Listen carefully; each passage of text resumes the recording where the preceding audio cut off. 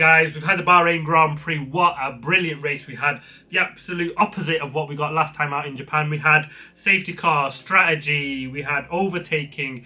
Absolutely brilliant, and this is what strategy brings to Formula One. I absolutely love it when we get two-stop races, and we had everybody going on completely different tyres.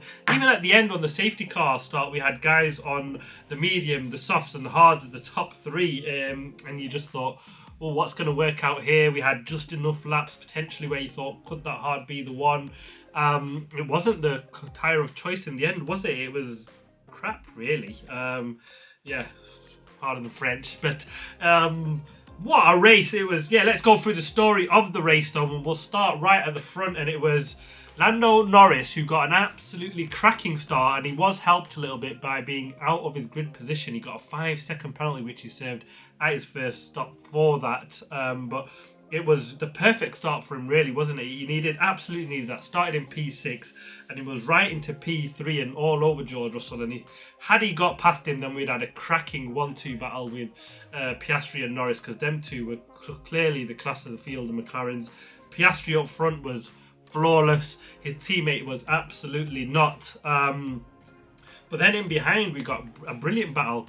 Kimi Antonelli on Carlos Sainz, who drove really, really well. That may put the move on from Antonelli on Sainz, put Sainz out of position. And then we got Max Verstappen coming straight through. The same then seemed to happen with Lewis Hamilton coming past Carlos Sainz, and that put Sainz out of position again. And then Yuki Tsunoda went through. Sainz had a real battle before you knew it was back into P10. Max Verstappen seemed to really struggle. The Red Bull was absolutely nowhere, especially in the second, after the first stops. And, well, was that it really for him from there? He was absolutely way down, but the safety car came and was an absolute godsend for him, wasn't it? It brought him right back into the race. And we got Kimi Antonelli, who was absolutely brilliant, passing everyone left, right and centre. He had a great pass on Carlos Sainz. He had a really good pass when he came back up on Max Verstappen. He was so racy. And then we got the two Ferraris who went longer because they started on the mediums, which I thought that was unique. They were the only ones of the top 10 to start on the mediums. And it looked like it was really going to pay dividends. They went all in straight away for the two-stop strategy, medium, and then it looked like they were going to plan for the softs at the end. The safety car really screwed them over because they looked brilliant. When they were put on that second set of mediums, they were flying. Charles Leclerc rolls up to the back of Lando Norris, a comfortable pass, and then he was right on to George Russell and looked like he was creeping up it potentially into that DRS of Russell, and it looked like he could have snatched second place there, Charles Leclerc, and it would have been really interesting to see how he would have done on the softs at the very end, and would we have seen him battling with Oscar Piastri for a win. That's how good that strategy looked for Ferrari. And Lewis Hamilton also really racy, a nice move and pass with Kimi Antonelli and with Max Verstappen and with a number of drivers. Ocon, he was absolutely firing at that point. And again, like his teammate, the safety car came out, and it was just in that no man's land where in a position that could they have put another set of mediums on? They absolutely would have, but they couldn't. They had to put on something different, and that really cost them in the end. And then we just got the comeback from Lando Norris, and it was scruffy, really, to say the least, wasn't it? The battle with George Russell, and before that, Charles Leclerc. Let's jump on that one. I mean, Lando Norris, even at the safety car restart, he got passed by Lewis Hamilton and then repassed in the end. And then it was a ding-dong battle with Charles Leclerc, and then he made that lock-up, let Leclerc off the hook, which meant it was a couple more laps before he then could get past Charles Leclerc. And then George Russell, he probably should have had him in the end, but Russell defended brilliantly. Fantastic wheel-to-wheel racing. And Oscar Piastri came home with an absolutely brilliant lights-to-flag finish.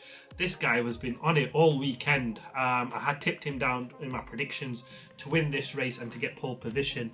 He was flawless, absolutely magnificent, a fantastic drive from Oscar Piastri, damaged and managed everything well. Even the safety car restart, he felt like he was pretty comfortable. I talked about the potential, would he have been a battle with Charles Leclerc, shoulda, woulda, coulda, but we never know who we'll see. We never know what would happen with that, but for all the world, it looked like Oscar Piastri would have had that under control because he was phenomenal. Let's jump onto the 3 good and the 3 bad before I bang on about Piastri so much that it might as well have just started now. It's, the first of the 3 good, Oscar Piastri, like I said, flawless. 2 wins now this season, and he's put himself right. But for that one corner at Australia, he would have been miles ahead in the championship, wouldn't he? He's been absolutely brilliant this season. We've heard Gunther Steiner saying he's his man tipped to be the world champion this season, and well, he's gone a little bit under the radar. The focus, especially on the British side, and it's probably pure British bias, obviously. Lando Norris bigged up as the man that's going to take the battle to potentially Max Verstappen. I think the real battle here for the championship, and we should really focus on it, is between the 2 McLaren boys. If they carry on race weekends like this, mistakes from Lando Norris like this will cost him. He should have come home damage limitation at worst 2nd place, but he was beaten by George Russell, and but for the safety car issue, I think he might have been beaten by the Leclerc Ferraris as well. So that's what Oscar Piastri did this weekend. He just put himself in a position where he can just absolutely run off it with it. He was phenomenal. 15 seconds ahead of George Russell, even after that safety car, which was with 20 odd laps to go. He was so good, managed it brilliantly well. Hats off to him, because it was a phenomenal drive. A home win for Bahrain, because it's owned by the Bahrainis, isn't it, McLaren? So a brilliant win from him on their home soil, should I say. Absolutely brilliant drive from him. The second of the 3 good is the Haas double points finish, P8 for Ocon, and that was a risky one from him. He was absolutely out of the points, really. Didn't look like he was touch and go potentially for a P10, but he went and stayed out when everybody pitted under the safety car, and he thought that's a bit risky. He had 6 laps older tyres, but he held on brilliantly. Yuki Tsunoda was right behind him, and he held on comfortably, kept him back in the end. And Ollie Behrman in P10, and he was last to 10th place. Again, strategy worked out really well for him. The safety car was the biggest help for them. There's no 2 ways about that, but to hold on, he had all the pressure of the world, did Behrman, of Kimi Antonelli, who drove brilliantly well, deserves a shout out for me. But let's keep it to the Haas boys. I thought they'd have a bad weekend this weekend. Double points finish for them was absolutely phenomenal, and it looked a little bit out of the question when you look at them early races. So absolutely brilliant, and hats off to them for that. The third of the 3 good, I'm going for George Russell's 2nd place, because he drove so well, and he's done it again, hasn't he? Mr. Consistency. He's been absolutely brilliant this season. 3 podiums so far. He's just does the job wherever you need him to do the job, hasn't he? He held off Lando Norris really well.